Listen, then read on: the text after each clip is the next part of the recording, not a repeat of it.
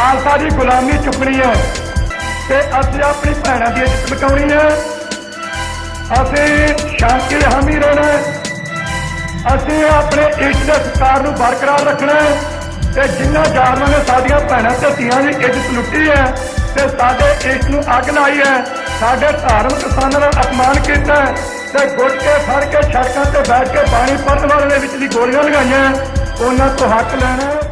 20ਵੀਂ ਸਦੀ ਦੇ ਮਹਾਨ ਸਿੱਖ ਸੰਤ ਜਰਨੈਲ ਸਿੰਘ ਖਾਲਸਾ ਭਿੰਡਰਾਂਵਾਲਿਆਂ ਦਾ 69ਵਾਂ ਜਨਮ ਦਿਹਾੜਾ 12 ਫਰਵਰੀ 2016 ਨੂੰ ਫਤਿਹਗੜ੍ਹ ਸਾਹਿਬ ਦੀ ਧਰਤੀ ਤੇ ਅਕਾਲੀ ਦਲ ਅੰਮ੍ਰਿਤਸਰ ਵੱਲੋਂ ਮਨਾਇਆ ਗਿਆ। ਇਸ ਸਮਾਗਮ ਵਿੱਚ ਗੁਰੂ ਗ੍ਰੰਥ ਸਾਹਿਬ ਜੀ ਦੀ ਬੇਅਦਬੀ ਖਿਲਾਫ ਪੈਦਾ ਹੋਏ ਕੌਮੀ ਸੰਘਰਸ਼ ਅਤੇ ਸਰਬੱਤ ਖਾਲਸਾ 2016 ਸੰਬੰਧੀ ਵਿਚਾਰਾਂ ਕੀਤੀਆਂ ਗਈਆਂ। ਇਸ ਸਮਾਗਮ ਦਾ ਵਿਸ਼ੇਸ਼ ਪ੍ਰਸਾਰਣ ਸ਼ਨੀਵਾਰ ਅਤੇ ਐਤਵਾਰ ਨੂੰ ਈਸਟਰਨ ਟਾਈਮ ਮੁਤਾਬਕ ਦੁਪਹਿਰੇ 12 ਵਜੇ ਅਤੇ ਰਾਤ ਨੂੰ 8 ਵਜੇ ਸਿਰਫ ਟੀਵੀ 84 ਤੇ ਕੀਤਾ ਜਾਵੇਗਾ। ਦੇਖਣਾ ਨਾ ਭੁੱਲਣਾ ਟੀਵੀ 84। ਜਿਹੜਾ ਬਾਣੀ ਆਪ ਪੜਦਾ ਤੇ ਦੂਜਿਆਂ ਨੂੰ ਪੜ੍ਹਾਵੇ।